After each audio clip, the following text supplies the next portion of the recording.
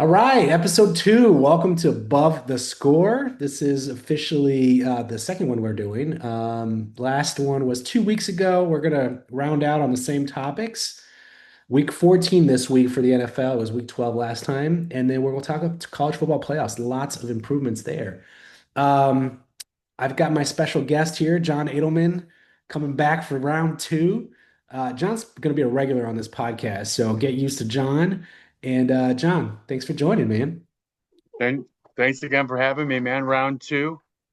It's exciting. I'm glad I'm a returning guest. It's always nice to have these fun conversations, especially with everything going on right now, man. Yeah, it's Uh, one time for football. Lots to talk about for sure. Indeed. Well, good. Let's jump in, man. Let's start with college.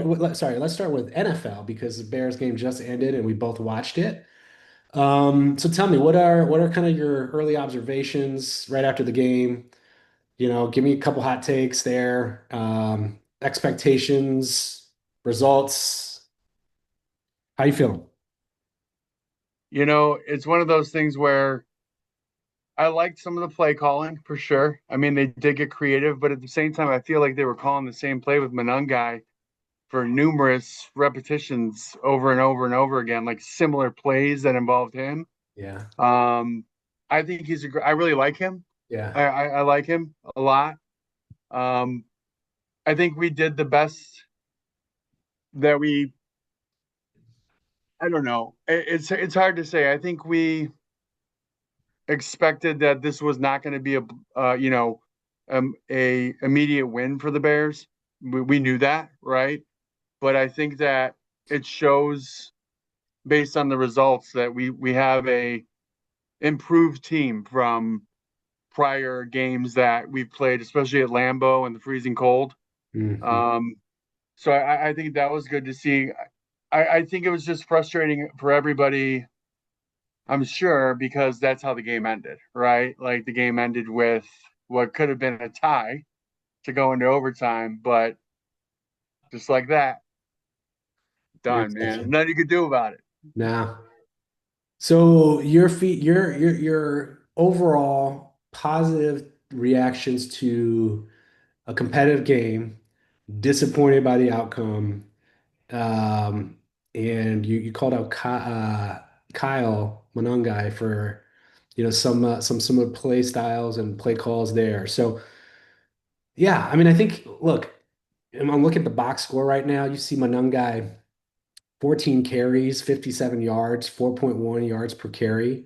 And then Swift, 13 carries, 63 yards, 4.8 yards a carry. So they have a pretty even split now between the two backs. That's a new development as the last couple of weeks.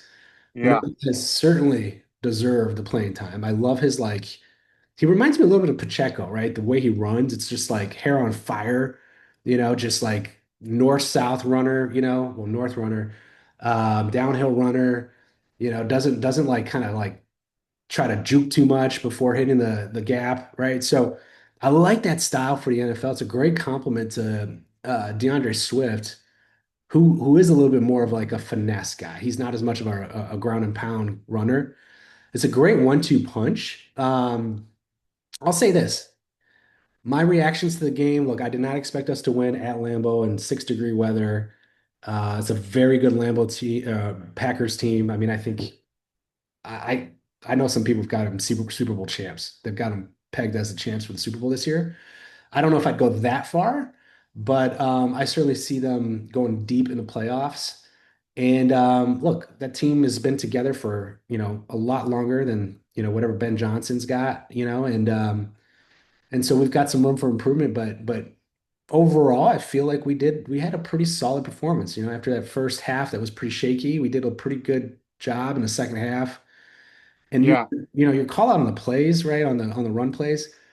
I mean, the last drive when we scored, the drive we scored there when it was 14 to 21 or whatever it was, and we went The down. 15 play drive all the way down the Yeah. field, that one. Yeah, Yeah. I mean, we totally gassed that defense, right? yes. Like they were gassed.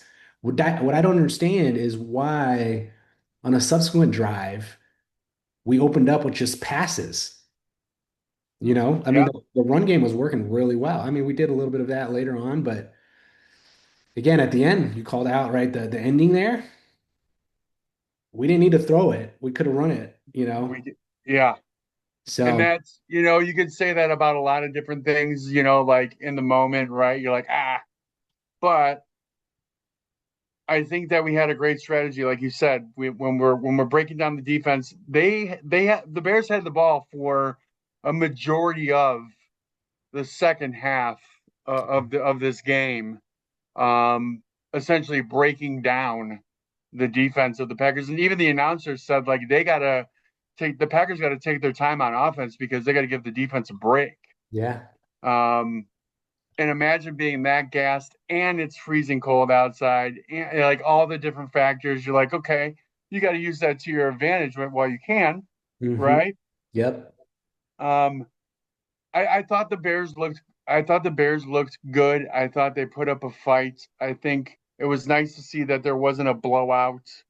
Um, I think if you were to think about it right away, right out of the gate prior to this game, you might think, oh man, the Packers are going to smoke the Bears again, right? Or like that's the history of the Bears at Lambeau isn't in our favor. Hmm. Um, as far as that like lifelong rivalry at Lambeau Field, the Bears definitely are not on the winning side of that. Yep.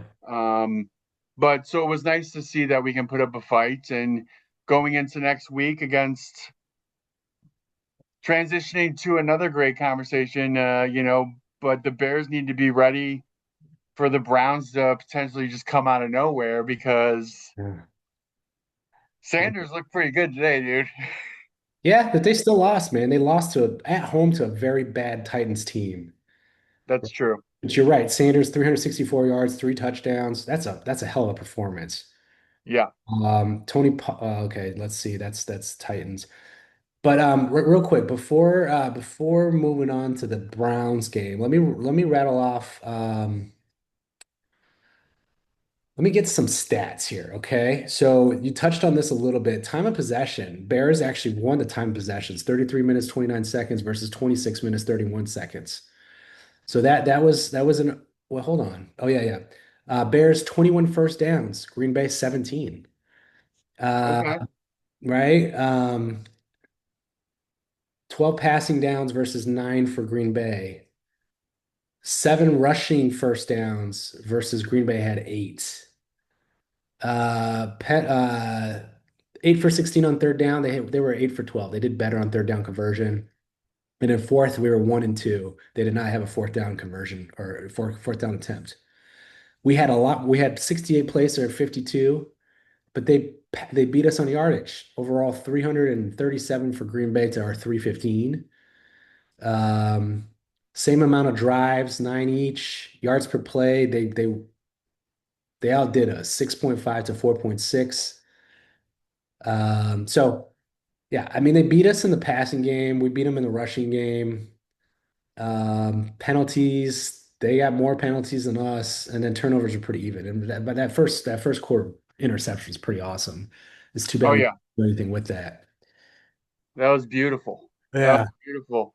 There was some you could feel the rivalry. Like you get like there was some chirping. There Yeah. was definitely some scuffles, I mean, and I think that that's obviously where some of those penalties came from in our to our advantage. But at the same time, I always like seeing that. It keeps the game real. Yeah. For sure. Like, and although it might hurt your team if you're taking a bad penalty for did you see how angry the coach of Green Bay was with Nixon Yeah.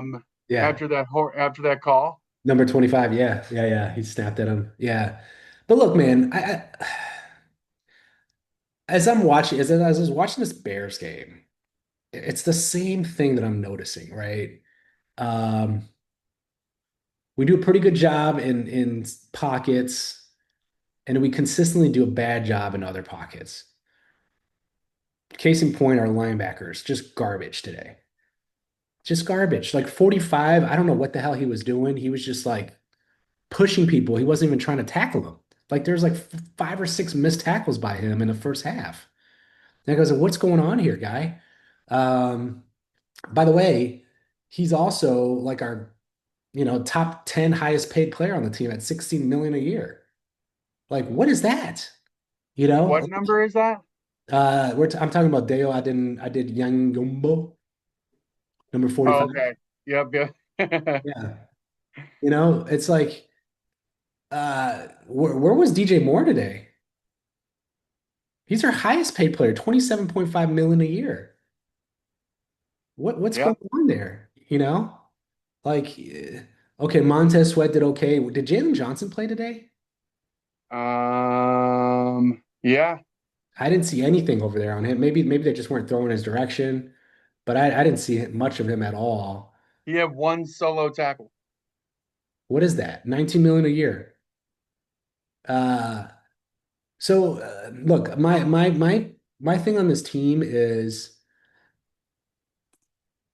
the same issues keep recurring to me. And unfortunately, Caleb gets the blame because he's a quarterback and he gets the stats to go with it. But like you look at our receivers, I'm not impressed. I'm not impressed. I give Luther Head a pass because he's a rookie, but Or Luther Burden yeah, Luther Burden, yeah, yeah. Luther Head was a basketball player for Illinois. for Yeah, Illinois. Yeah. Luther Burden, I give him a pass because he's a rookie. He had a couple nice catches, but like DJ Moore, he's been in the league I don't know how long, and he still can't run a proper route. Rome, he didn't play today, he's out, but like same thing with him. He just doesn't run the proper routes every time. We just don't have that discipline with our receivers. And then No. I'll say our best receivers are our tight ends. I mean, those guys do run good routes, right? Loughlin is probably, Loveland and Komet. yeah, right? Our two probably best pass catchers. Um, so you got the linebackers on defense, you got our receivers on offense, and then Caleb gets the blame for, his passing, 19 for 35 today. And I guarantee that's 54%. I guarantee you a bunch of those missed catches were just bad routes. I You know, think so. it, Yeah. it I drives me mean, crazy. if you think about it, like DJ Moore today, one reception for -4 yards. DJ Moore That was that today. screenplay. That screenplay. Guess what? He got blown up on that screenplay because Zacchaeus, how do you say his last name? Zac Zacchaeus? Zacharias. Zacar? Zacharias. Yeah, he didn't block. He was supposed to block the corner. He didn't block. And that corner came in unopposed and just tackled DJ for a loss of whatever you said, right? It's just like Four. these receivers are just not it. They're not doing their jobs. And No, we're not going to win. We're never going to win if we have this continued performance. Look, I get it, new offense, but that doesn't mean you don't learn the playbook. A guy like DJ Moore, who's getting 27 million a year, should be living in the playbook. His route running should be crisp. He should be our best pass catcher. Otherwise, what are we paying him 27 million for? yep. I mean, it's something's.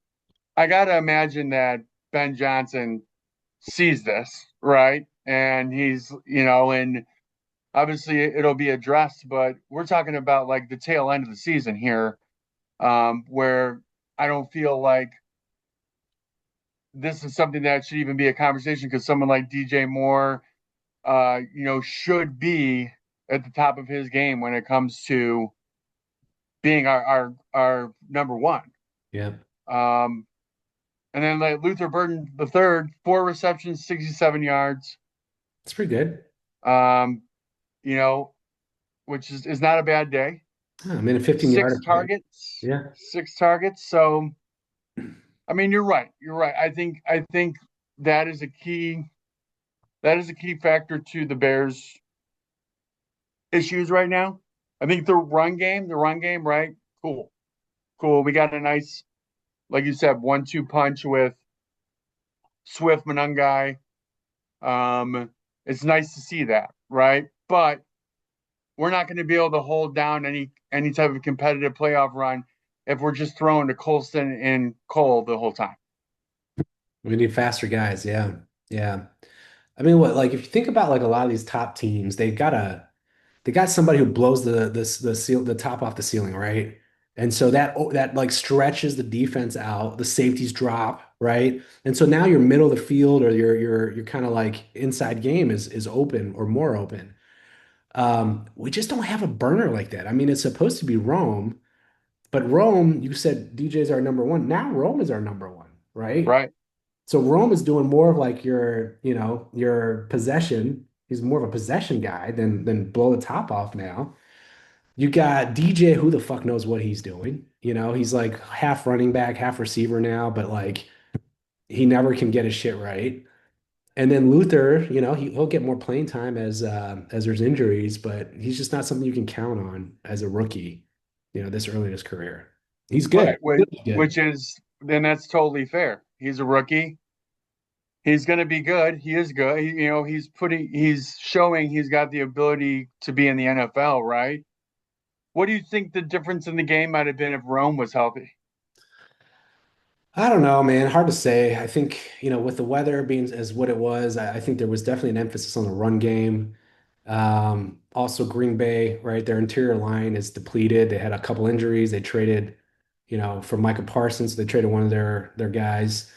So I think the game script was intentional around the run game. I don't know that like Rome's addition would have made a huge difference, though. Think about the last play of the game. That ball might be going to Rome, not whoever went to. Was it a tight end? I can't even. Who I think Komet was behind him. was it? I, Komet? I think it was Komet. Yeah. Yeah, It was underthrown, man. I mean, it was. but if that's your only option, that's a problem because everybody was going to the left. Yeah, And so if that's your only option, maybe that wasn't the best. yeah. That one's on Caleb. That I'll put that on Caleb for sure. Um, well, look, man, I'm looking right now. I'm looking at the Bears roster and average salary per year. DJ Moore at number one, 27.5 million a year. We've got him until 2029. You got Montez Sweat, 24 and a half a year. We've got him until 27. He's okay. He started slow this year. He had a great year last year, started slow this year. He's catching on. I'm okay with him with paying him that much because we really need that guy there. Jalen Johnson, like, I don't know, dude. Like, I feel like he's got 19 million a year. I feel like we should trade him. We should trade him this offseason because if you think about it, we got Kyle Gordon. Obviously, he's been hurt all year, but he's supposed to be our slot receiver or our slot corner, and he's really good, right? We got Yeah. Sauce. We picked up Sauce Gardner for peanuts. We can re-sign him. Wright has been a stud, right? He got a defensive player of the month last month. Yep. Um, and then Stevenson, if he gets his head out of his ass, he could be pretty good too. So I don't necessarily think we need Jalen Johnson at 19 million a year. I'd trade his ass. Tremaine Edmonds, 18 million a year. What the fuck has he done since he's been on the team? Well, today, He's on IR right now, but what has he done? I mean, he hasn't really done anything at all. That's the problem with what they're. I mean, what's CJ Gardner Johnson at right now, salary wise? He's not even on here. Hold on, maybe he's way lower. Because we got him what? When did we get him? Oh, he is only 1.1 million a year. Six solo tackles today. What? He had six solo tackles today. Oh, by the way, CJ Gardner Johnson. yeah, Sauce Gardner. I didn't realize his name was Chauncey. Did you know his name was Chauncey? No, but he's got a long ass name though. He does. It's like PCA, right? You're right. That's like one heck of an autograph for. Yeah. Yeah. But think about it, John. Like if you dump DJ or you trade him somehow, you get that 27 million back. You trade Jalen, you get another 19 back. You trade Tremaine Edmonds, you get another 18 back. That's like that's a lot. You could get a lot of good players for what you in return for that, and you get draft picks for some of those guys. So I don't know. I think there's going to be a major shakeup at the end of the year. I hope there is at least because I just don't see it with these top paid guys. That's also my problem with Ryan Poles. I think he's a shitty GM. He does not know how to evaluate talent. what did he get? He gave up a second round pick, and not any second round. It was like a top five second rounder for what was his name? That wideout that was a total scrub from Oh, Pittsburgh, uh, I can't think of his name now. Notre Dame guy, right? So, Yeah, I mean, like it's like he is the worst evaluator of talent, and he just forks out tons of cash for these guys. I think finally he did get the offensive line right this offseason, but that's not it took him a while to get there. I mean, he's been our GM for a few years now. it took him like 2, 3 seasons to get the O line correct. Yeah, I think we finally have a coach and a quarterback that we're going to be able to hold on to for a little while. Because if you look at the amount of quarterbacks that the Chicago Bears have had in the last 15 years, it's pretty unreal. unreal. It's just And coaches. yeah, yeah. Well, it's because his ownership has been so damn cheap. Being in Michigan now, I see all these public access channels and stuff, and there's stuff on like the lines all the time because Ford, right, you're such a marquee person in Michigan. They founded the Lions.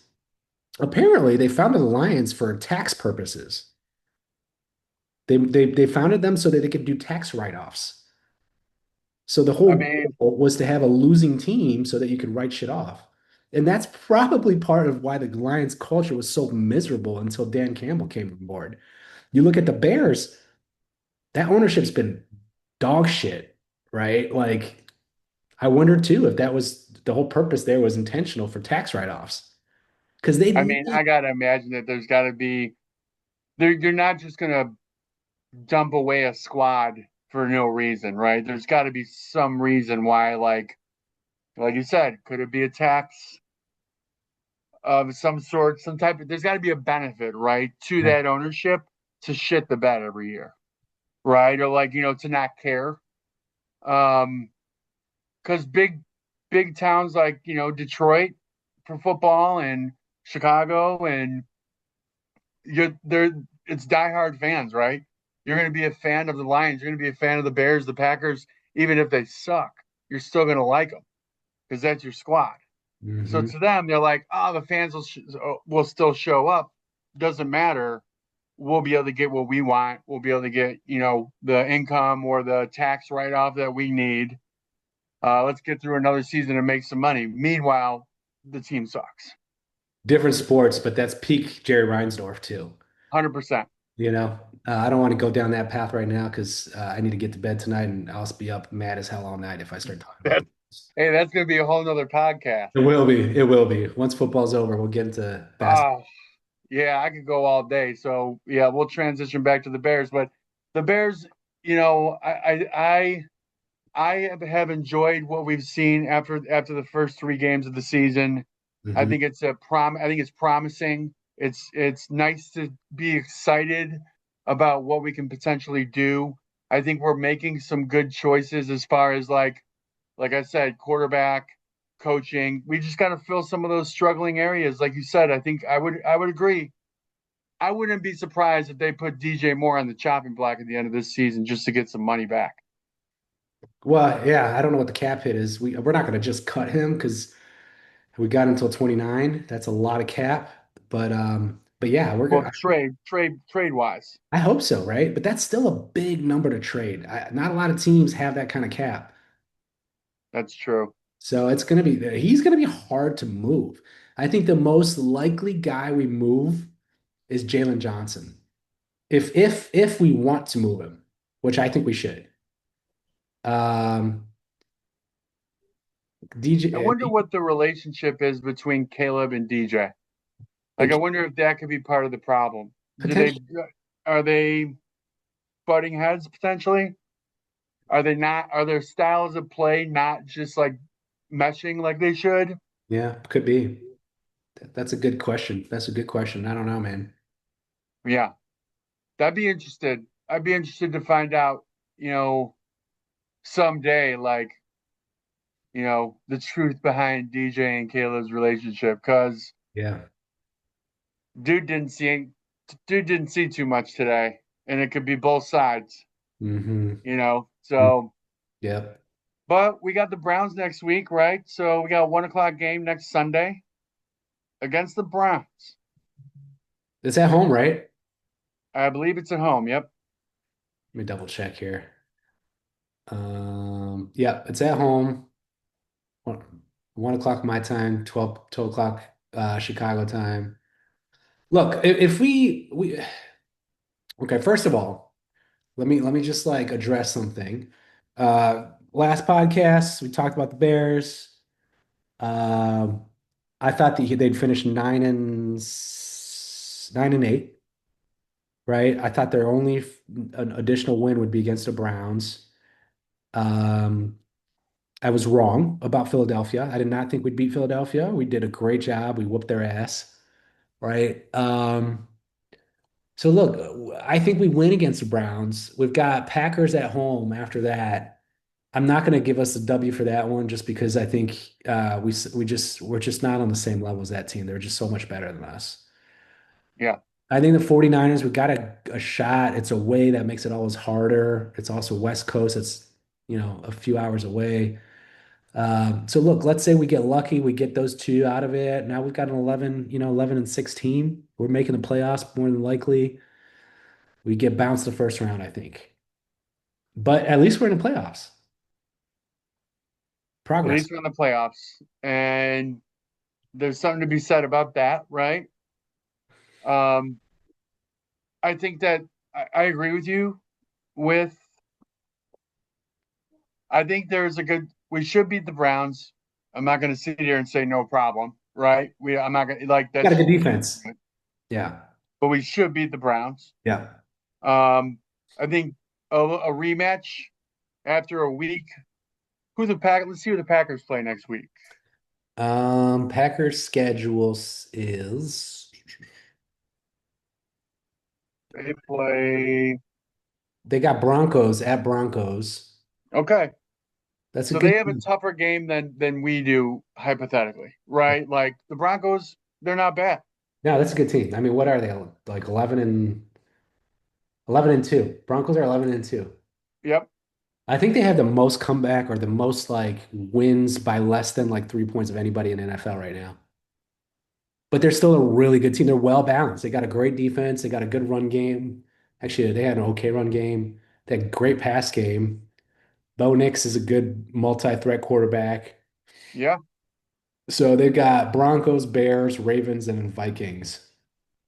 That's the Packers Okay. schedule. So, I mean, I think coming off of let's say let's say we beat the Browns, then we come back. The Packers come here, right? I do think that looking at it as a so-called revenge game, right? To you know, kind of adjust on the things that they struggled with this week. Um, I think again it will be a good game. I think I'm not going to say the Bears are going to win, but I think it'll be another game like today was. Today was a good game. It was a good back and forth game. I think we're going to see that again, and may the outcome hopefully be with the Bears. And then San Francisco, I think it's going to depend on who's healthy. That's a good point. Yeah. They don't have health on their side on their defense right now. Um, No, who do you think's better between don't look at ignore records, right? But between Green Bay and Detroit, who do you think's got the better rounded squad?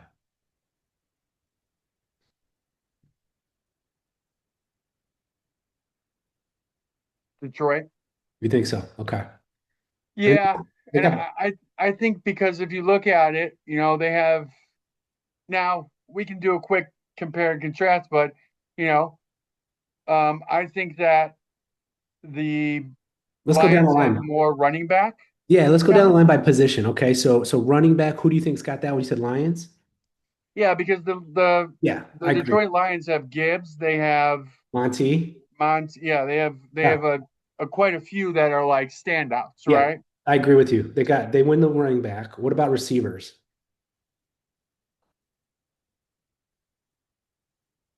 I would go Lions again in a sense where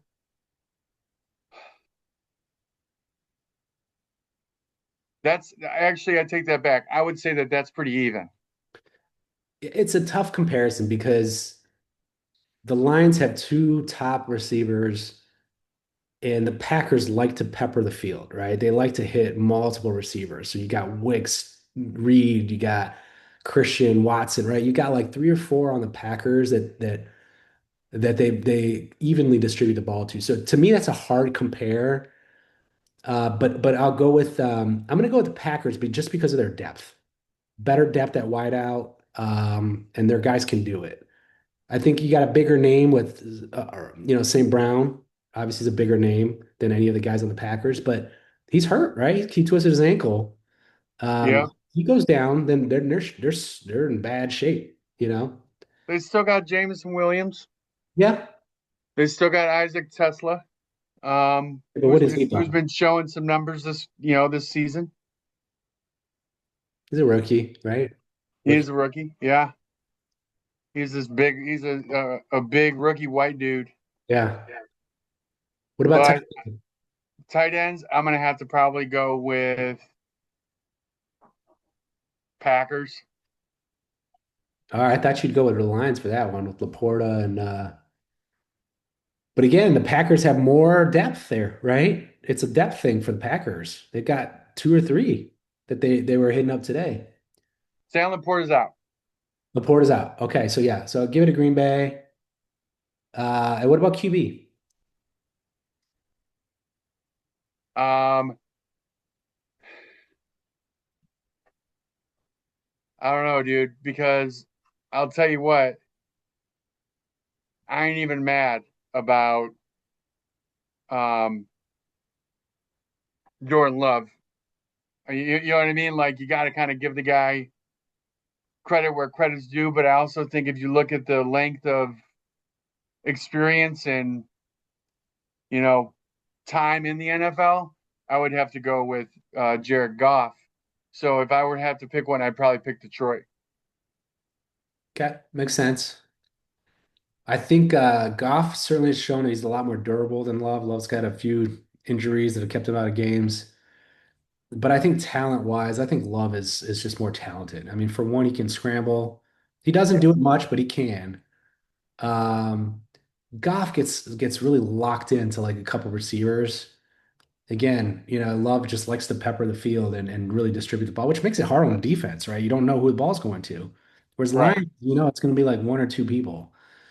I'll give the edge on the QB to the Packers for that reason. Agree with you on running back. I'm gonna have to agree with you on tight end, given Laporta's injury. And then I'm gonna go with the Packers on receivers. What about defense? Healthy, imagine like assuming they're both healthy defenses. Packers. Packers. Even though Parsons didn't really do Parsons had quite a few rushes, right? Like a passer, like he. But I mean, Micah Parsons at the end of the day, I think that was arguably probably one of the better snag pickups um, from one team to the other, coming from the Cowboys to the Packers that you could think of in that position. I think Micah Parsons is a special player. I think he does. You know what I mean? Like you Yeah. know how hyped Green Bay was when Micah they knew Micah Parsons was coming. Oh yeah. Uh, Yeah. Totally juiced up that D. Yeah. yeah, Yeah. I mean, and look, I agree on the D too, man. I mean, I think like for me, it's the Packers are the better team. I think Green Bay's close. Or I'm sorry, Detroit's close. But it's the Packers for me. I see them winning the division. yeah, I do too. Especially now that Josh Jacobs is back. Yeah. I mean, Josh Jacobs was a workhorse today, dude. And I mean, even though you don't want to see it as a Bears fan, that guy, there's a reason why that guy is what he is Yeah. for Green Bay. I Yeah. mean, got to give it to him. Yeah. He's good. He's really good. Yeah. And so I think it's going to come down to health, like just like, all the football teams it comes down to, right? I think we've been really lucky this year that we haven't had to deal with too much of a concern, knock on wood, for Caleb this year, which is nice to see, especially after a season last year where he was getting smoked two, three times a game. Right. So And I'll give it to Caleb. Caleb's a tough dude. He's Yes, tough. he is. Yeah. He's tough. I mean, he's fun to watch. He's fun to watch. He's kind of a Houdini back there. It's and we both watch the same game. He has, I think it was 5 runs this year where he hit 20 miles an hour. The rest of the league combined has four for quarterbacks. Yeah. That's impressive, man. A quarterback that can run 20 miles an hour. Caleb Williams has wheels, dude. He's got wheels. He definitely does. And it's nice when you have a quarterback that has wheels. And he's got a laser beam on him when he wants to. Yeah, he can So I mean, I'm shots. happy with Caleb. I am. Like you said, I think quarterbacks naturally take a lot of blame, even though we know if we dug deeper into the game that's like statistically, if you look at the box scores or play by play, you can't blame everything on the quarterbacks, right? Yeah, But at the same time, when you see his numbers overall, he hasn't thrown a whole lot of interceptions. Um, he can, he's, I like him. I hope we keep him developing. I think he's gotten better. Um, big and I time. think he's clicking well with Ben Johnson, which is nice to see too. I mean, I think the possibilities are endless if you can build that important coach quarterback relationship, Yeah, which I think is probably one of the most important relationships on that field, yeah, coach to quarterback. yeah. Look, I'm really bullish on his development. I think this offseason is going to be so good for him, and he'll get another offseason with Ben Johnson, another opportunity to just really mold their relationship. I think this past offseason was a lot of get to know each other. Caleb, figuring out who Ben is, Ben figuring out what Caleb's strengths are. They know that now, right? There's no more of that needing to be figured out. Now it's just like learn the playbook and let's sand down the edges and let's make sure you're more polished. Yeah, So I'm very bullish for off season. I think the Bears will continue to ascend over the next few years.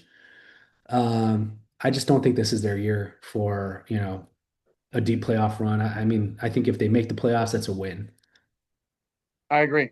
I think that it's if you look back at the last couple of years into where we're at right now, um, we're going in the right direction, Yeah. and that's all you can really wish for, right? Exactly. And I mean, it's nice to see not only that as a Bears fan, but it's also nice to see some other good teams outside of the consistent teams that you always see, like Eagles, um, Kansas City. Yeah. The same teams that you see all the time make it Yeah. deep. Yeah, let's talk about some of these scores today. Let's see what jumps out at us here. So Seahawks absolutely demolished the Falcons at Atlanta, 37-9. Sam Darnold with 249 yards, 3 touchdowns. Bijan for Atlanta with 20 carries, 86 yards, no touchdowns. Smith and Jibba just continues to just have a great year. 7 receptions, 92 yards, and 2 touchdowns. That guy's been amazing. They're talking about him like breaking Megatron's record, over 2,000 yards. I think there's a very good chance that happens, and I will just like to tell you right now that that was probably my best fantasy football draft, um, because his numbers have been ridiculous, especially the last couple weeks. Yeah, But that goes to show you, yeah, that dude's special. he's special. I mean, they're saying he's the best between the three Ohio State receivers that came out of the draft class, right? That was Garrett Wilson, Chris Olave, right? Chris Olave on New Orleans, yep. And Smith and Jigba. They were always saying he was the best of the three. But the other two started off hotter than him, right? For the first couple seasons, they were better. Now Yeah, he's finally gotten there, and he's just like he's the real deal. I agree. he's the real deal. He's super fun to watch. Um, I've enjoyed catching some of the games that I can get on my TV Because you can only really get a few unless you get the NFL package. But it's been nice to see the games that you can with a lot of these great players, man. Like, I don't know if you caught this Bengals Bills game, but that game was nuts. I did. I watched that in the snow. How fun was that? Like it was just snowing like crazy there. Final score 39-34 Bills. Bills scored 21 points in the fourth quarter. Comeback win there for them. Burrow with 284 yards and four touchdowns. Yeah. James Cook, 18 carries, 80 yards. Not great for him, but again, it was snowing like crazy. Well, can we Knox. talk about that really quick? Can we Yeah, talk about James Cook? yeah, He fumbled. He fumbled. I think he was frustrated with himself. And I'm thinking to myself when I saw that, I was like, this guy's James Cook's gonna at least get one touchdown today, right? You would think, right? You like just with his history and he's the guy. yeah. On, next to obviously quite a few great players on the Buffalo Bills, right? But when he fumbled the ball, right, going into the end zone, or what would have been a touchdown for them, I saw his reaction, and it was a very, it was easy to see the frustration in his face, but from a professional athlete standpoint, he kept it together and just walked off with his head up, with his head held high. But you also got to factor in, I was like, it's snowing like crazy and it's freezing cold. Oh The yeah. ball's probably hard as a rock, Wet. wet. Like you got to give the guy a little bit of grace on the fact that like he probably wouldn't have dropped it or gotten it fumbled or knocked out that easily if it was San Francisco 95 degrees outside. I, Right. I had to throw that in as like Yeah. a fact, right? No. And for what it's worth, I did know he had a fumble. I didn't see that fumble. There's probably maybe 10 minutes of the game I missed, and that was when he fumbled. But the biggest surprise for me in that game was the tight ends for Buffalo. Kincaid was Kincaid, yeah, Kincaid was back, but Knox saw the majority of the targets and the yards. He had six receptions with 93 yards. What did Kincaid do? Kincaid had four for 41 yards and on five targets, and Knox had seven targets. So I was surprised by that. I thought they would really pepper Kincaid, especially because the Bengals have one of the worst defenses against tight ends. And I mean, look, I'm not surprised that combined, they had over a dozen targets, but like just the distribution towards Knox was surprisingly high to me. yeah, I agree. I think if you look at the two, I mean, they're Knox and Kincaid, man, are a good 1-2 punch, similar to what you look at with us with Loveland and Komet, right? Like True. That's they're true. guys you're going to go to. But yeah, the distribution. I mean, Kincaid had what, one touchdown, Yeah. five targets. Four receptions, five targets. Yep. Yep. I mean, yeah, they got a pretty decent squad, man. And Josh Allen is special, in my opinion. He is, man. That guy is the best quarterback in the league. He is the best quarterback in the league, and he just he's fearless, dude. And he's again somebody who is super fun to watch every week. Um, I could see Buffalo making a little bit of a run if everybody stays healthy. I think that they could be doing okay pushing through. Yeah. Um, I think they they got will. the talent. Yeah. Yeah, I don't totally. know what's going on with the Bengals this year, though, man. Well, look, Burrow's been out several weeks with that toe surgery he had and subsequent IR stint. He just came back. By the way, I think he was out 9 weeks. They were 1-8 while he was out, Now they're 4-9. right? So he's 3-1. That's a good point. I think there's some struggling players on their team. I mean, T. Higgins had a nice day today, two touchdowns, Yeah. six receptions, 92 yards. Um, Jamar Chase. Kind of an off day for him. Yeah, kind of an off. I mean, he went for 5 receptions, 8 targets, 44 yards. Yeah. I guess maybe in my mind, you look back and you're like, oh yeah, the Bengals, man, they got some. I think they're just not having the best year. Obviously, like you said, for some injuries, and I think some of their The defense is issues awful. were the connections between the wide receivers and the quarterback. But they just have But a now, horrible defense, man. I mean, they have to put 40 points a game to win, yeah, you know? yeah, their defense is ugly, dude. It's not good, Well, case in point, they lost 34-39. Had they scored 40, they would have won. right? So, yeah. Well, then you got, the toilet bowl with the Titans and the Browns. We talked a little bit about that one with Sanders losing to the Titans. Surprised by that loss, but close game, 31-29 Titans. We don't have to spend too much time on this one. It's not too fun of a match. Commanders getting demolished by the Vikings. I did not see that coming. 31-0. I did not see that coming. That was a blowout, um, on so many different levels, dude.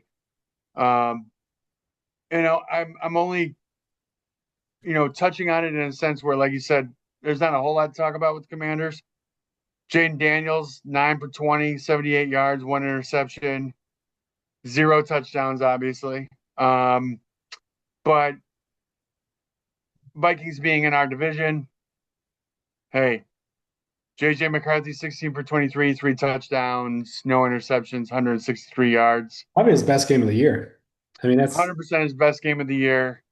Um, I think it's one of those things where, okay, Minnesota had a good week.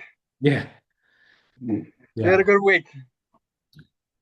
It's Um, I yeah. mean, that's not even Washington's got to walk away from this one with some serious, serious discussions to be had.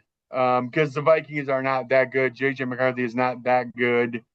Um, But you know what, I John, think, though? These were two playoff teams last year that grossly overperformed what people thought they would do, right? yep, And I did not think, at least the Commanders, I did not think they were anywhere near as good as their record last year.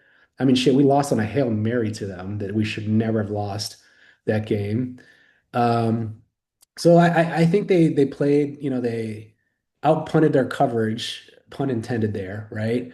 Um, the Vikings, that was a little bit harder to tell because their defense is pretty good. And JJ was a rookie last year. Did he get hurt last year? Did he play last year? I don't remember. He got hurt, right? He was out all year. Oh yeah. he's been hurt. Then he was hurt this year again too for a little while, I think. Yeah, because they had Sam Darnold. That's right. They had Sam Darnold. So yeah, I mean they well overperformed my expectations, but they had the defense. So this year, I'm not surprised to see the Commanders 3-10 and the Vikings 5-8. Um, and I don't think they're going to do much rest of the season. I don't see the Vikings making a run here. No, So yeah, I think that they got some work to do. I'm not. If I were a Vikings fan, I would not necessarily be sold on JJ McCarthy, bar any relative aspects to him being injured. yeah, Because he hasn't had the time to develop. right. He's been injured. And So he was younger too when he got drafted. yeah, I'm not going to sell the guy short. It's nice to see a local kid. He's a Grange Park kid. Okay, yeah, He's coming right out of here a couple towns over. It's always nice to see that. Um, I'll give the guy. I mean, he made it to the NFL, dude. yeah. That's pretty solid. That's pretty solid. Let's kind of zip through these and then we can switch to the college football playoffs. Dolphins with a big win, 34-10 over the Jets. Not surprising, but neither of those teams are that good this year. Saints, this is an upset in my opinion, 24-20 over the Buccaneers at the Bucks. I really thought the Bucks would come out of this one on top. Colts losing to Jaguars, 19-36. They also lost their quarterback to injury. they just been on a spiral, man. They'd start off so hot and they've just been so bad the last few weeks. Yep. Jonathan Um, Taylor hasn't been doing exactly as much as he was in the beginning of the season either, but mhm, Daniel Jones being out, I think is I mean, they got their backup quarterback that they put in was Riley Leonard, Notre Dame guy, okay. freshman, coming out and he's freshman right in the league. Hasn't seen too much considering that it's Daniel Jones. But depending on how long Daniel Jones is out, that might be. I mean, look out for the Jaguars too, dude. I mean, they're Yeah, they got 9-4 record now. I mean, I think they what are they in the Bills division, right? I think it's gonna be a fun I still think the Bills win the division, but the Jaguars are a lot improved from last year. they are. Steelers edged out the Ravens. Didn't watch any of that game, but I did read that there was a controversial last second touchdown by the Ravens that got wiped off. Yep. Isaiah Likely apparently something happened there.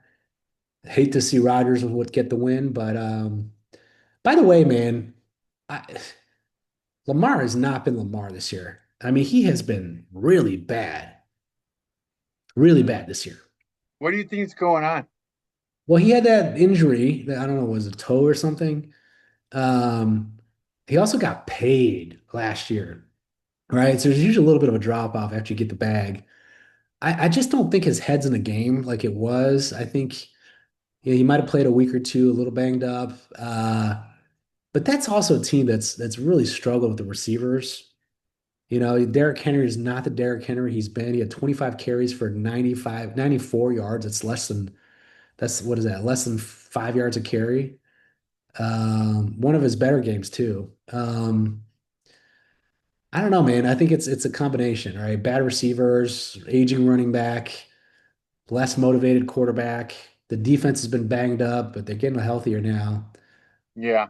Just disappointing there. That's just a disappointing Lamar and company there.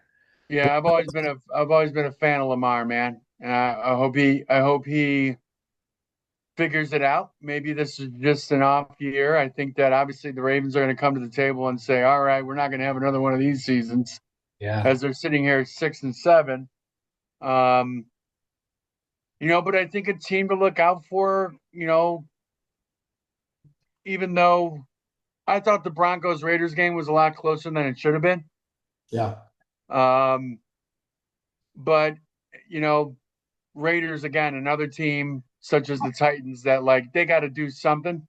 How much of that was garbage time? Because I'm looking at the box score here and it's showing Raiders scored 10 points in the fourth quarter of their 17 points. Um, Let me check something really quick.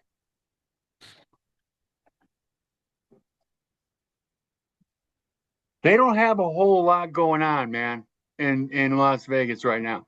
Really don't. Uh, I mean, their running backs are what Gentry, Pickett, and Gentry and Pickett. Um, they have Brock Bowers and Brock Bowers, pretty much. Like and Tyler Lockett. I didn't even know he was on their team still. I haven't heard his name all season. Yeah, they don't have much, man. And Genty was a bit of a reach. It was a luxury pick for a team that had so many holes. I'm just not sure why they went that direction in the draft. I mean, it looks like right now that touchdown, that 10 points came off of 6 plays for 65 yards. Took off 1 minute and 39 seconds of the fourth quarter. So Yeah. they got it quick. It's a And good then man. Yeah. and then that brought them to the 17 that they had. Because I think the first touchdown of the game was Brock Bowers um, right out of the gate. Yeah. Back-to-back touchdowns right in the beginning of the first quarter. So I mean that game, in my opinion, was a lot closer than it should have been as far as being the Broncos. Yeah. But I think we're going to come down to a pretty exciting closeout to the season when it just comes to the teams that we're going to see going into the playoffs. Yep. Um, I think this game that's starting in a couple minutes is going to be a good one. Texans Chiefs. Yeah. Good defense. Um, Texans defense is nasty. Nasty. But I'm excited. I'm excited to see what happens. I'm excited to see what teams can kind of close it out like they should. Hopefully, one of those teams is our Bears. Yeah, Uh, hopefully. I'm willing to say that I think that the Bills, I think the Broncos, I think either the Bears or the Packers are going to be teams that make things interesting. Yeah. Um, I'm just not sold on the Bears, man. I mean, I'd put the Rams above the Bears. I'd put the Lions above the Bears. I'd put the Eagles above the Bears. I think those are three teams that will be competing with the Packers for the NFC Lot Championship. for a good run. Yeah. Yeah. Yeah. Well, and speaking of, Rams demolished the Cardinals 45-17. Stafford continues to do Stafford-like things, 281, three touchdowns. Ooh, I mean, he's that's just a good. day. Yeah, if he's healthy, he's pretty damn good. Another Georgia Bulldog. And then last Thursday, the Lions beating the Cowboys 44-30. And the Cowboys are they're born again, man. It's not the same Cowboys team from the first six games of the year. It's a much Sure improved isn't. team. Yeah. Look out. I mean, the Cowboys, yeah, I think that it would be nice to see CeeDee Lamb maybe do a little bit more, right? I mean, I still think he's a great player, but I think if they can connect with him a little bit more, the Cowboys, I mean, they've made a nice little stretch. Yeah. Um, they play, yeah, they play the Vikings next week. Is that it? I don't know. I'm gonna check it right now. Yeah, Vikings on the 14th. Vikings, Chargers, Commanders, Giants. Yeah, so they could win out. They could win out, The last four games, I'd get them a 10-6-1. Funny that Green Bay tied with them. right? So it'll be interesting to see the outcomes of some things. I'm excited about it. I think it's like I said, it's nice to see some other teams, man. It Yeah. is. Yeah. It's even if it might not be the Bears, it's just nice to see other teams that like are developing and getting better, Yeah. and just kind of coming out of the woodwork. Yeah. Yeah. Agreed. Agreed. All right, man. Well, let's take a pivot here. We've been chatting about the NFL for about an hour. Let's get into the college football playoffs. So they just rolled out the schedule today. Sorry your team didn't make it. There's been a lot of debate about that. Let's start there. So tell me about Notre Dame. Did you think they were going to be in? Did you think they were going to be out? Why? Um, I think it all has to do with college football playoff commission. I think that if you take the I'm a fan of Notre Dame out of it, right? And I'm just looking at it as like from a bias, like, just outsider standpoint, right? I don't think if you base it off of the numbers of the schedules or the strength of schedules and the winning margins of each of the games, that an Alabama and Miami, I think Notre Dame should have been in there before Alabama's in there. Yeah.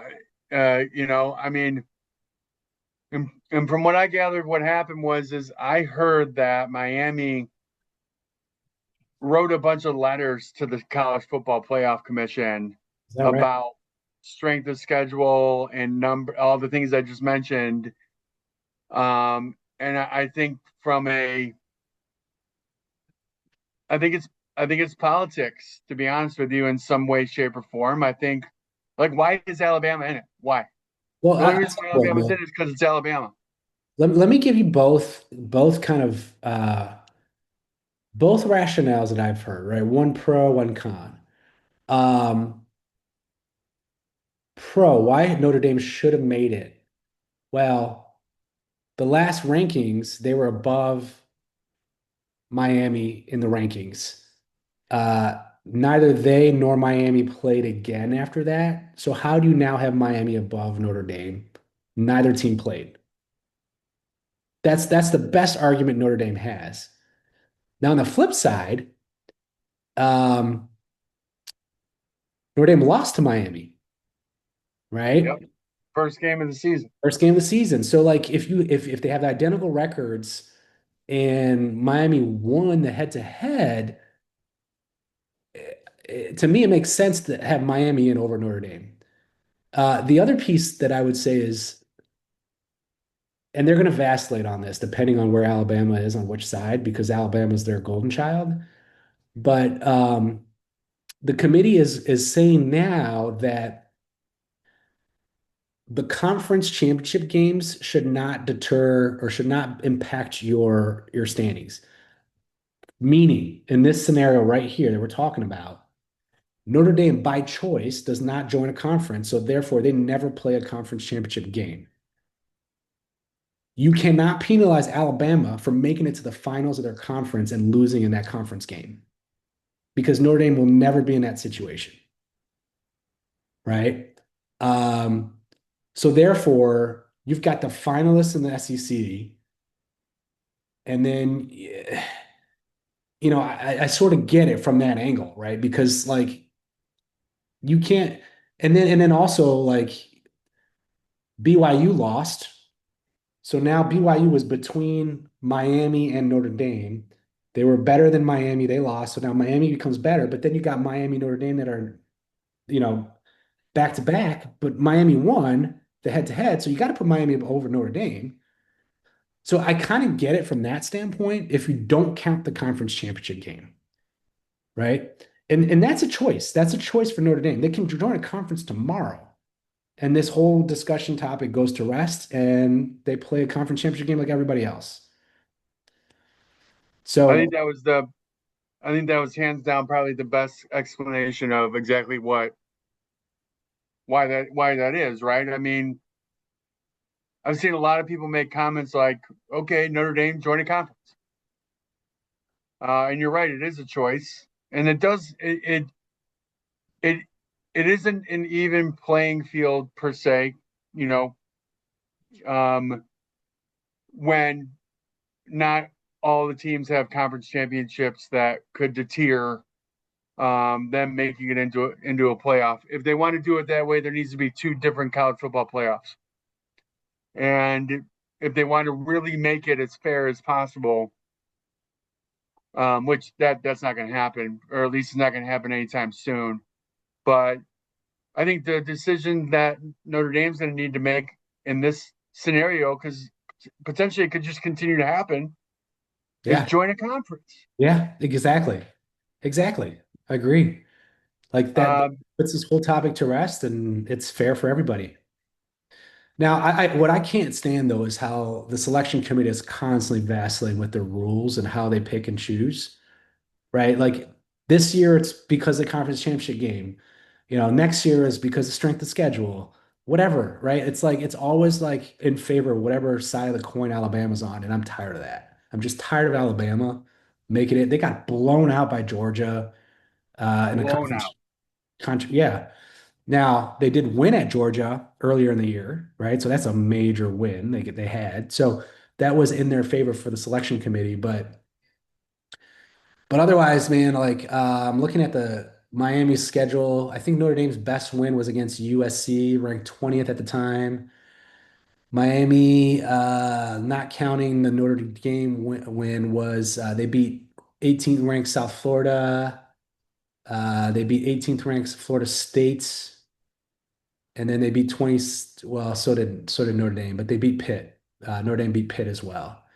Yeah. So they did play I mean, on paper, a little bit of a tougher schedule, but that stuff is very fluid to me. Can't really, just by looking on paper, can't really say strength of schedule. Um, so yeah, I mean, they were both bubble teams. It shook out the way it shook out. I think, you rested on the conference championship game and that's that, man. Yeah. I mean, I'm not losing sleep over Notre Dame not making it into the playoffs, but I think that there's needs to be some things that that are smooth, that are smoothed out with this process, because Yeah. It's so otherwise we're just going to keep seeing controversy after controversy. Um, and then Notre Dame's like, we don't want to play a bowl game. I know. What the Um, come on, guy. it's now I disagree with that. I mean, think about your seniors. That's bullshit, you Yeah, know? I disagree with that. I think it doesn't matter. It's not like you're not making a point by not agreeing to play in a bowl game. It's not going to be like people aren't going to be up in arms, um, and make their and change their minds on the college football playoff brackets because you don't want to do a bowl game. That's not the message that you want to send. I think the proper message to send was play a bowl game, It, let your yes. seniors let your seniors put on a show, put a whooping on whoever it could have been, That's how you make a and point. close your season and say, hey, all right, we didn't make the playoffs, but we beat the crap out of whoever it would have been in whatever bowl game, because they would have gotten a decent bowl game. They're not going to go to the Chick-fil-A bowl. I mean, they would probably would have gone to a pretty big bowl game. Probably right after the college football playoffs. Next up, right? Yeah. Yep. Now I'll tell you what does So chap my ass though, is these automatic bids. Like I don't give two fucks about automatic bids. I think it's bullshit. You've got superior conferences, the Power Five conferences, right? The top players are recruited to these top conferences. So you have inferior players theoretically going to these inferior conferences. Now, if you're making it an automatic bid for these conference champions of these inferior conferences, it's like saying, you know what? It's okay if you're not as good. You can go to these crappier conferences and you're still going to be able to play with the big dogs in the playoffs. To me, that's bullshit. And that's also what chaps my ass about March Madness in basketball. It's like there should not be automatic bids for these weak conference teams. The players have a choice to go to whatever school they want. Just because their schools aren't that good should not be this like you get a ribbon kind of mentality. right. I It- I, I 100% agree. I think it plays a factor in both, obviously, college football and college basketball. I think you see it a little bit more clearly with college basketball. yeah, You see it maybe a little bit more. It's a little bit more potent per se in college basketball, especially when it comes to March Madness. yeah, And I think that's done in a sense where it's like, um, oh, who's going to be our Cinderella team this year? Who's going to be, because there's always one. yeah. Um, but at the same time, if you're playing a one against a 12, it's like, okay, the team's excited to make it to the March Madness, but They're gonna lose by 40. you're gonna lose by 40. Yeah. Yeah, yeah. Well, So so you're just what are you doing? I know it's just I just can't stand this whole like we got to be really equitable. No, it's not about when you're playing for something, when there's a competition, you can't have it both ways. It's competitive. It's not equitable. It's the best. It's not like let's give everybody a fucking fair chance. Especially at that level, right? Especially, Especially at that level. Like I can't stand that. It bothers me a lot at the, younger levels because I feel like there's a teachable moment in losing. There's a teachable moment in winning. Those are teachable moments that children can develop and mature with. That's why I don't think everybody should get a ribbon. I don't think everybody should get a trophy, right? What are you teaching? You're teaching the expectation that even if we lose, we win. That's not real life. And so, especially at that level, um, what are you doing with, hey, come on in, Wichita State with a horrible record. And, although Wichita State did have a pretty good run, what was that, maybe like 6, 7 years ago? a few years ago, yeah, yeah, Yeah. the white But guy. you know what I mean? Like Oh, it's like what kind of message is that sending? Baker, I think it was that white guy named Baker was like on fire. Yeah, So, yeah. but Wichita State Shockers. yeah, yeah. Yeah. But back to the football, right? Like James Madison at Oregon, what do we think's going to happen there? I mean, that's going to be like a four touchdown blowout, And what fun is that for anybody? right? Even worse, like, I don't know, because Kiffin left, but like Tulane at Ole Miss, what do we think's going to happen there? That's going to be a 50-point blowout. Yeah. You know, it's, Uh, it's just like, what are we doing, guys? Like, let's stop this crap. Oh, actually, you know what? Here it is. Actually,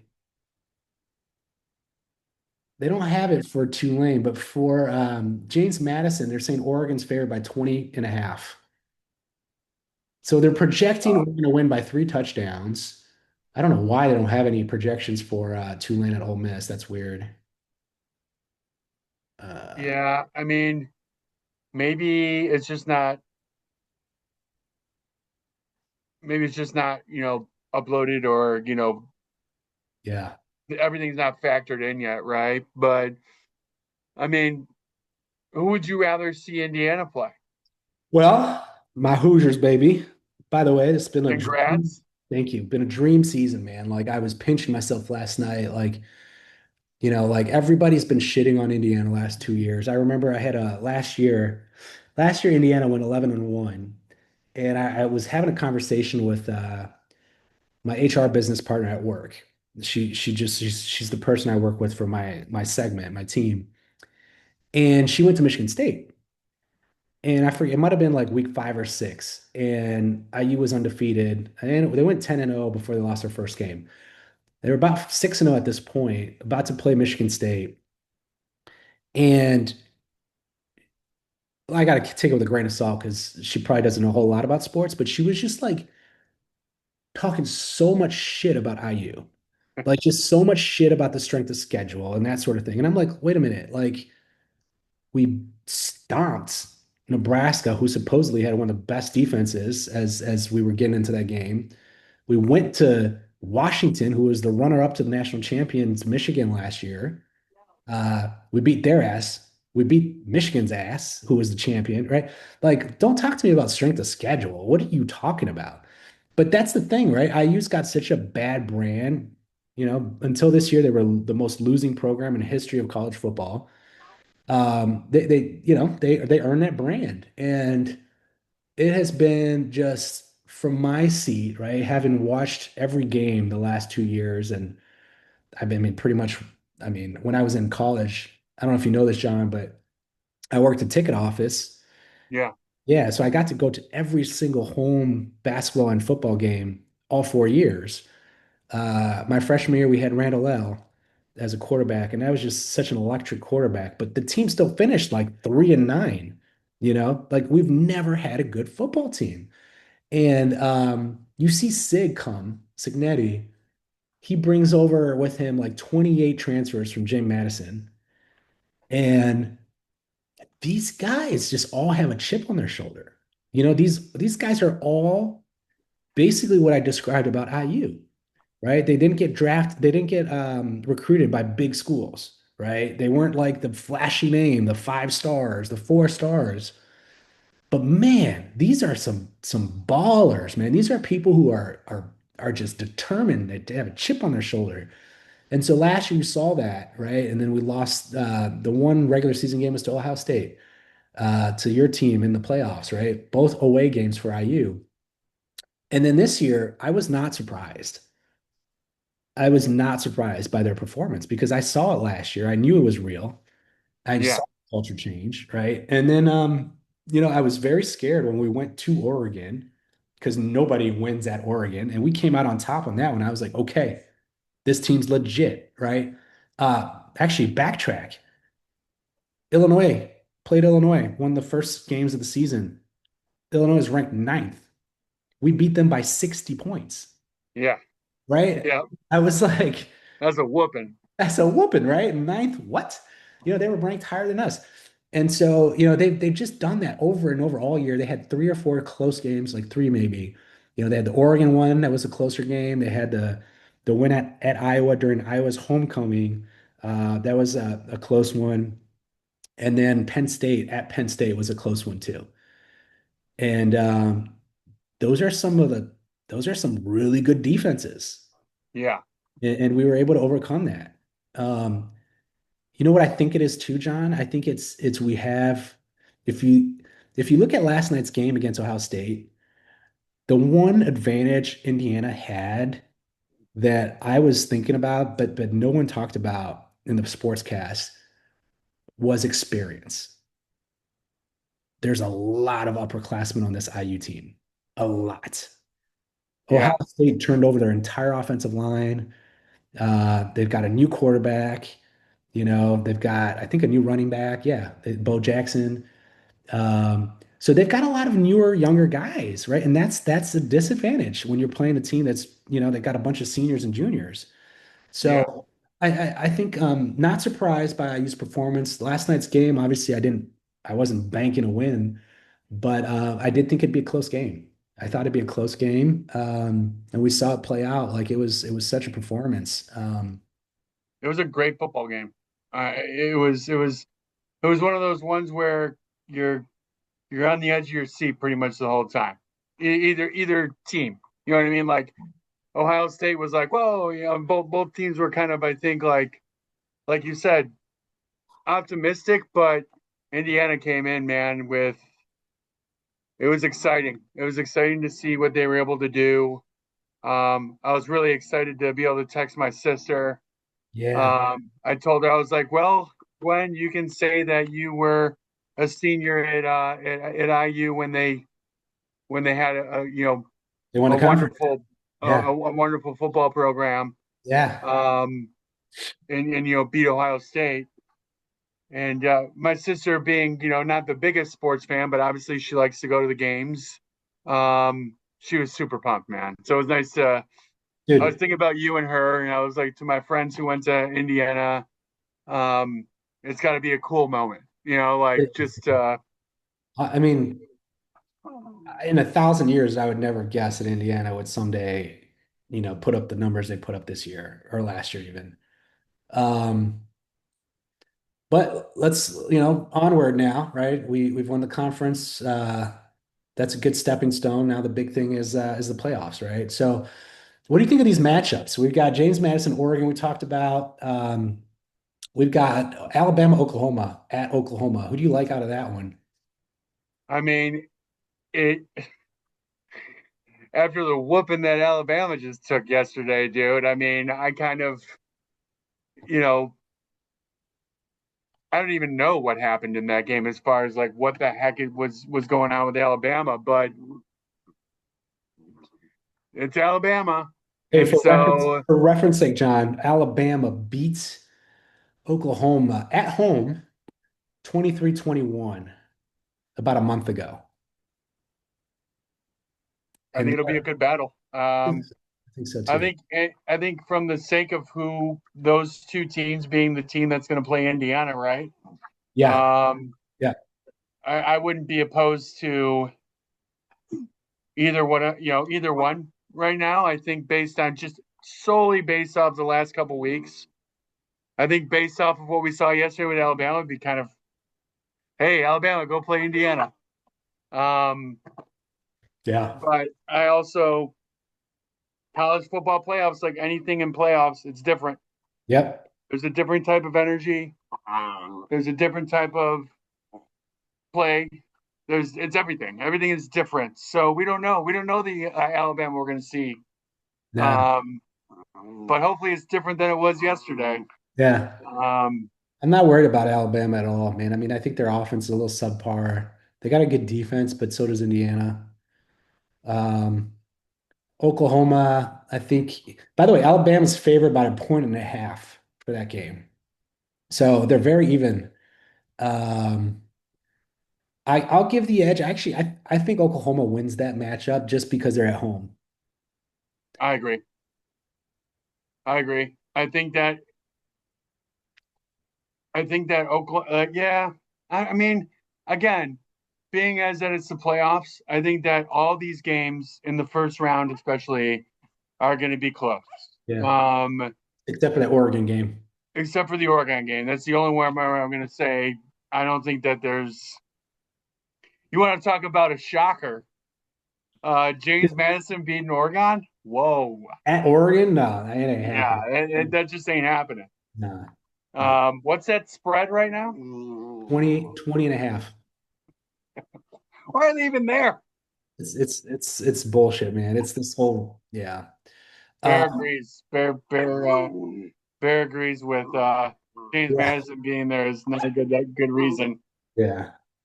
And we got Okay, buddy. Tulane at Ole Miss. Yeah, again, I think that's an Ole Miss slam dunk there. Here's an interesting one. Who do you like, Miami at Texas A&M? Texas A&M. Yeah, they're only I'm going favored Texas 4. A&M. Whatever. Miami's whatever. You know, like they're A&M's another legit. good What do they team. have? Two losses.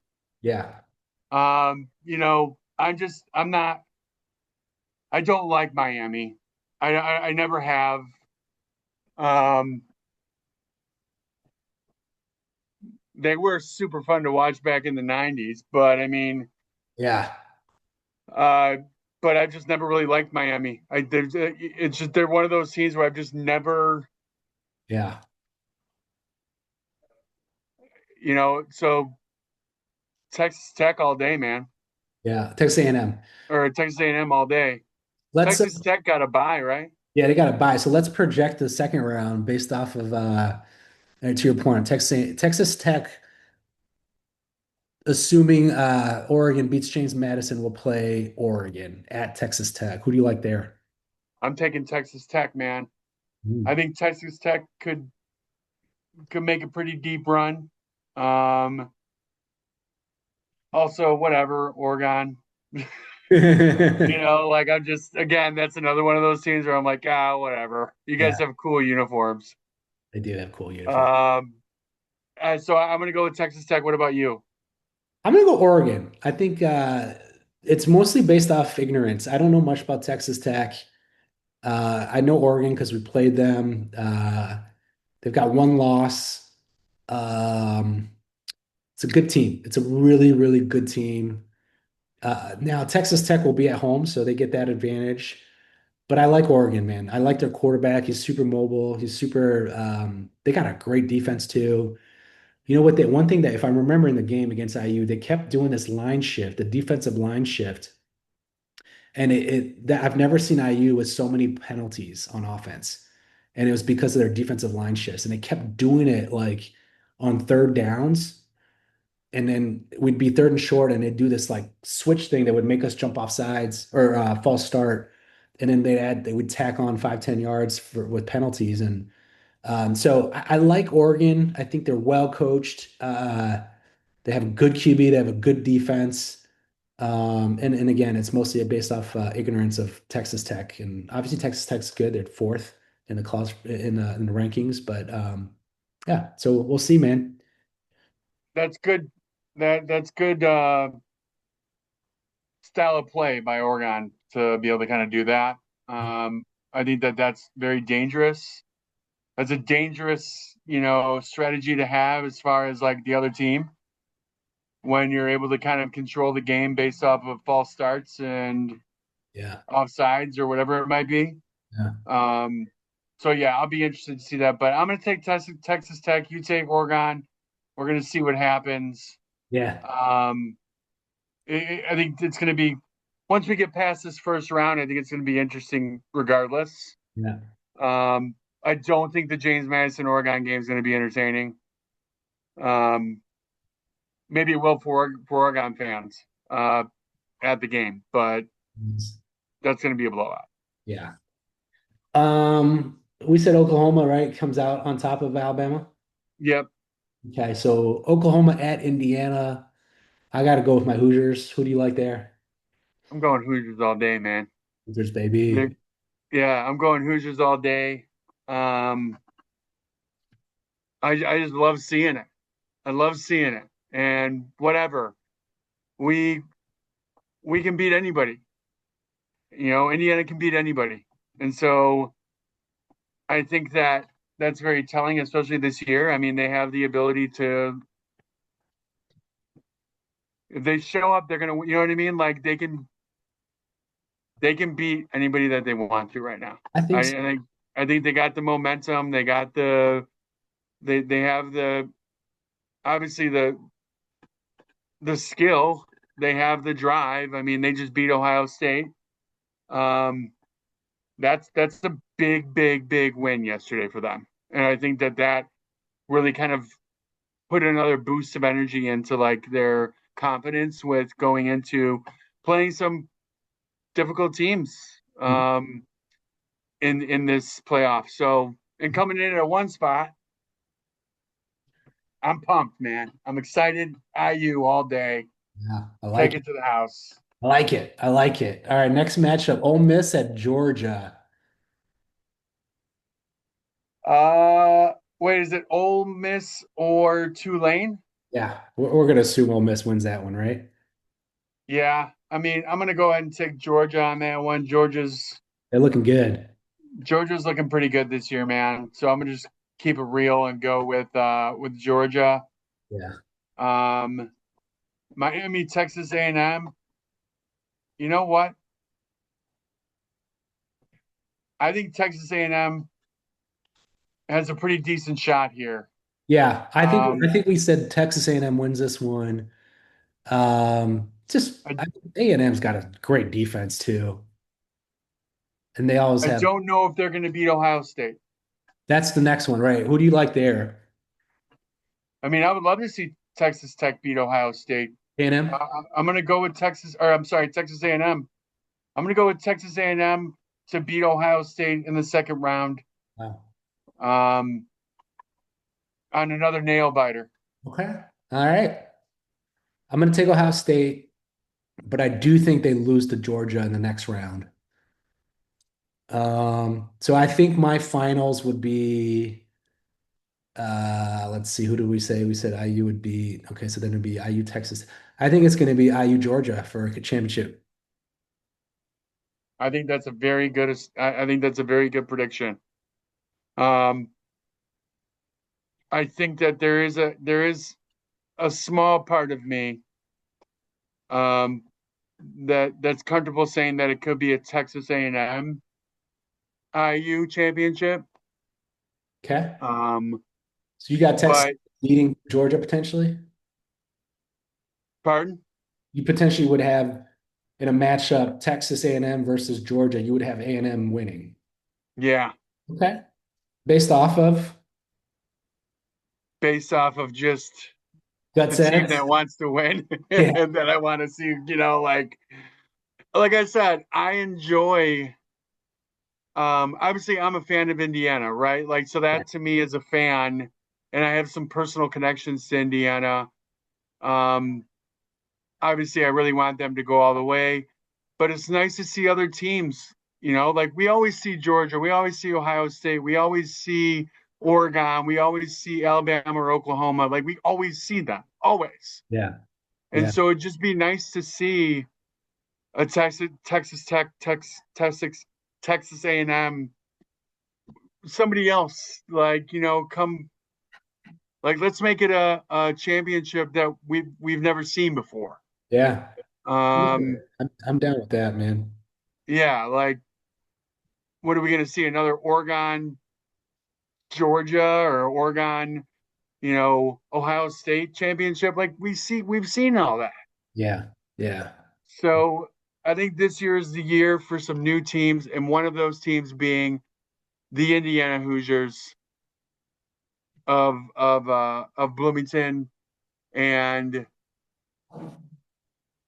Mendoza gets the Heisman. I think Mendoza does get the Heisman, man.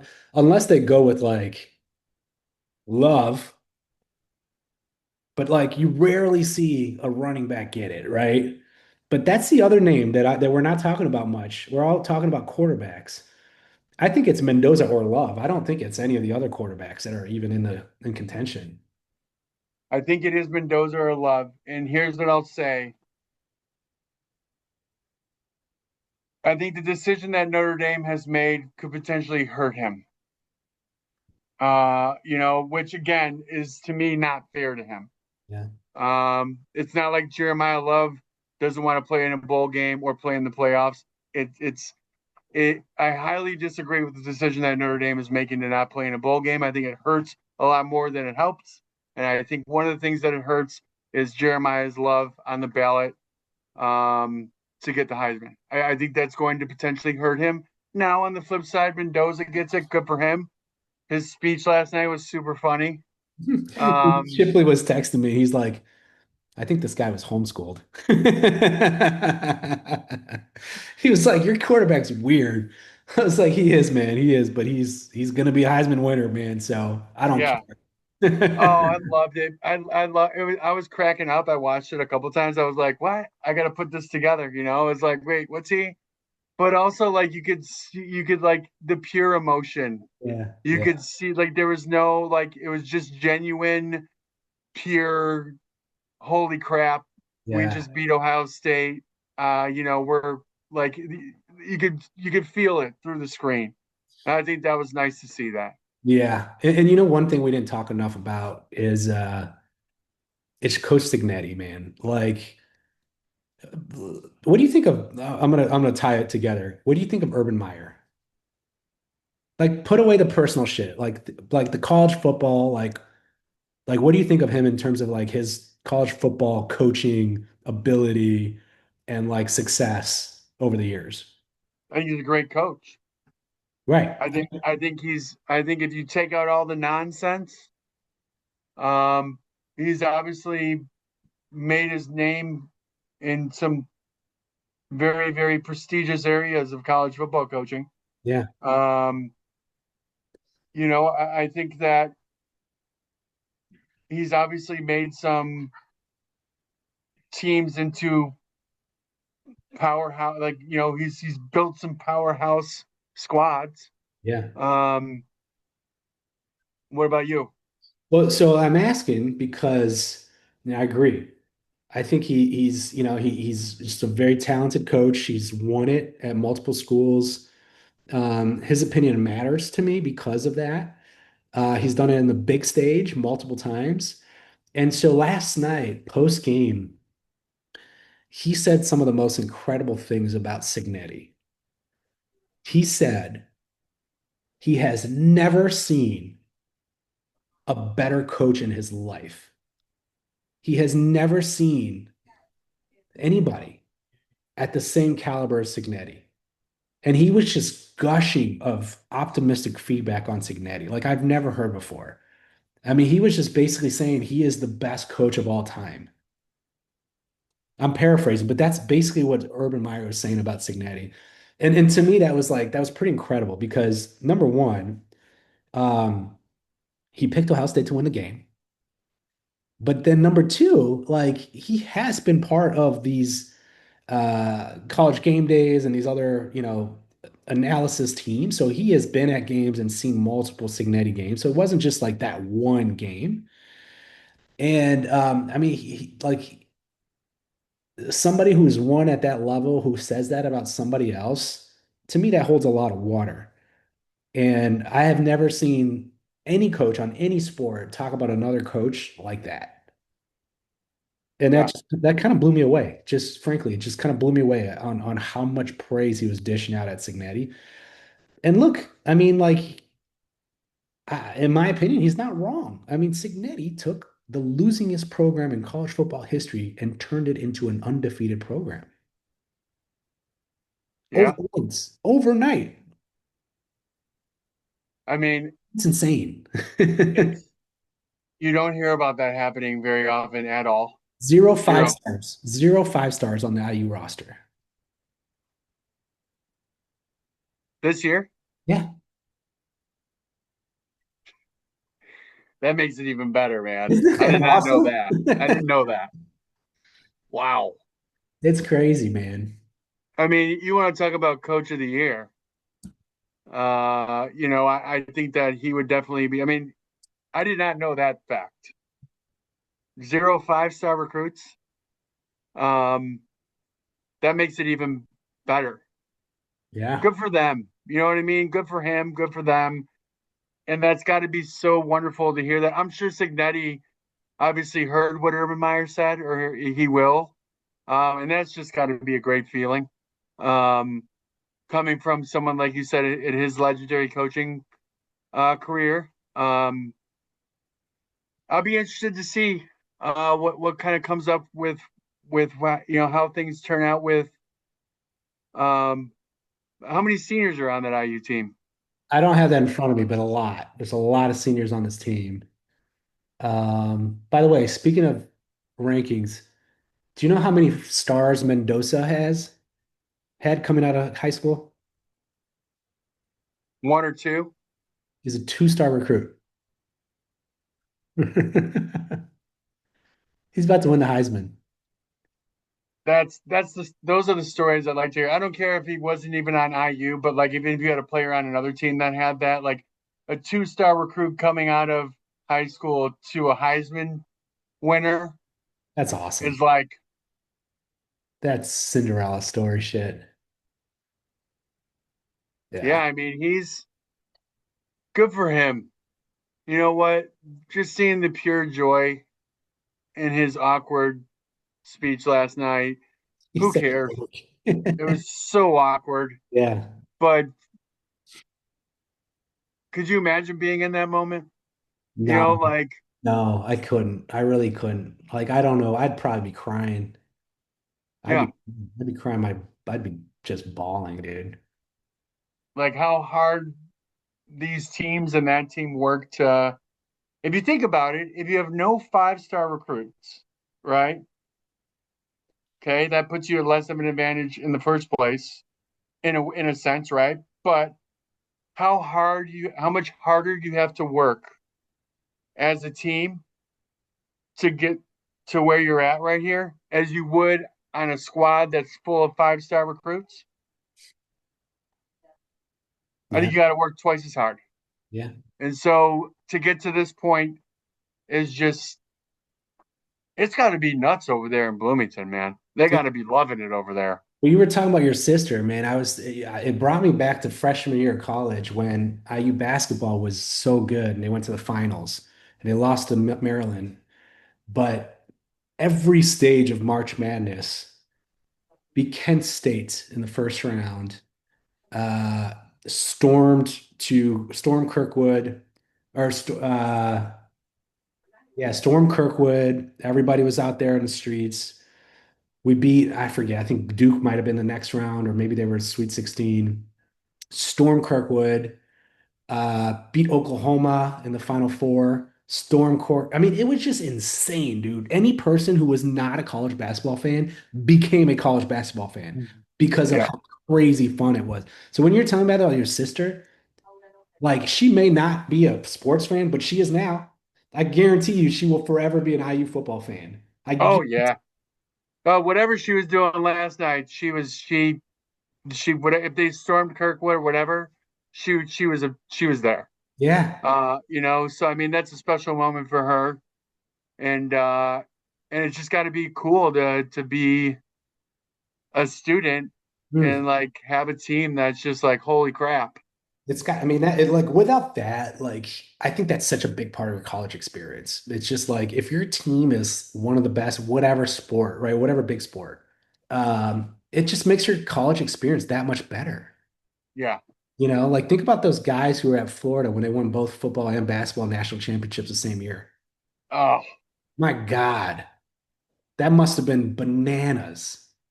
yeah, and it's in Florida, and you're in Florida. Yeah. So, There's there was some babies made. There was oh, some for there was sure. all sorts of stuff going on. Sure. People probably didn't sleep for days. Unreal. Unreal. Best experience ever. Well, It's look, dude, amazing, dude. this has been an awesome chat, man. I really enjoyed this dialogue here. Any shout outs for you on the day right now? Yeah, I'm gonna give two shout outs today. I'm gonna I'm gonna I'm gonna give a shout out to the Chicago Bears. Um to keep the optimism and the positivity that we need for, even though we didn't win, um,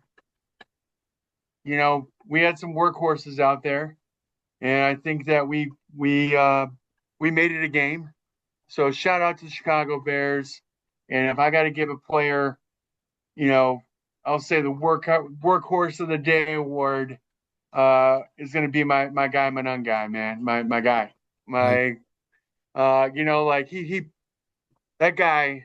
Did you see that hit oh yeah, with the piece of the helmet that came off? yeah, he fucking rocked that linebacker or that corner, whoever it was. Yeah. And then he turned around and it was still on his feet. He was still on his. That was a hell of a, that's what I mean, dude. He's a downhill runner, north south, like Oh, you need that. he's a tiny guy, but Yeah, I mean he's fun. He's fun to watch. I really enjoy watching him. So that's my shout out. What about you? I love it, man. Well, shout out to you, man. This has been like an awesome discussion. Love having you on here. Episode Thank two, you. 2 for 2. We'll have you on the next one. If you'll want. Shout out to my Hoosiers for shocking the world last night and winning the Big Ten title in the first round bye in the college football playoffs with the number one overall seed.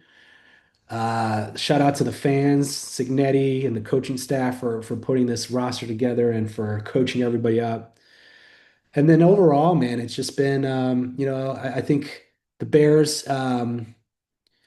I want to give it to Caleb, right? Because he takes so much negativity day in day out. The guy's just doing everything he can to will a win. He Atlanta, is. 6 degrees. You got down your top receiver. You got some other shaky receivers, and you're still within a throw from tying the game. So, big shout out there. Um, yeah, what a week. What a week of sports. And shout out to you for starting this podcast. I think it's a great idea. I'm excited to. I'll come on anytime. I think it's been a lot of fun. I've been talking about it just very casually, like kind of trying to sound cool. Like, hey, I'm on a podcast now. Um, so it's kind of a cool new thing. Love it. And I get to do it with one of my best boys, and we get to be in touch. So thanks for coming up with the idea Exactly. and having me continue to join. Yeah. Um, we have a lot to talk about. I think that the nice thing about where we're at with sports right now, in not just football, and not just college football, but I think we're at a crossroads in certain areas in all sorts of sports, and I think there's never going to be a shortage of things to talk about. That's for sure. Yep. Awesome, And man. uh, and come the new year, maybe we can do the next episode in live in person. That'd be awesome, man. Yeah, get your butt out here. Yeah. Yeah, as soon as the new year comes, sorry, next weekend didn't work out. Um, Man, happens. my mom's coming back from South Carolina, Okay. and she needs help with Christmas stuff. She's been in South Carolina for a month. Oh, wow. Yeah. What you doing out So, there? my aunt had surgery, her sister. So she's been helping her rehab. Okay. Okay. Cool. Um, so she didn't know when she was coming back, and she's able to come back next weekend, and she has nothing done for Christmas. All right. Well, So, got to tap on our favorite son. all right. Um, but yeah, we definitely should do a live version. Yeah. We'll do a new let's do a new year because I'm planning on coming in January. Yeah. And we'll do a new year live in person Yeah. podcast. I like it, man. That sounds good. All right, brother. Thanks again, man. I appreciate your time. I appreciate your wisdom, your feedback, and your analysis today. You Uh, too, brother. I'm gonna turn this off and we'll end the podcast. We'll see. Sounds good, man. Well, I'll upload this probably the next couple days, and I'll share the link with you. Sounds great, brother. And yeah, we'll talk a little bit later this week, but yeah, I want to get something nailed down here in the calendar like as soon as possible, like nailed down so nothing can deter from the plan. Cool. And Um, just so you know, John, like, let me stop this real quick. All right, man. We'll get another episode going here in the next few weeks. Thank you, everybody who is interested in listening to this. Probably yeah. like one person. Thank you, everybody. And All I right. told Here, I'll let you. Did you stop it? No. All right. Later.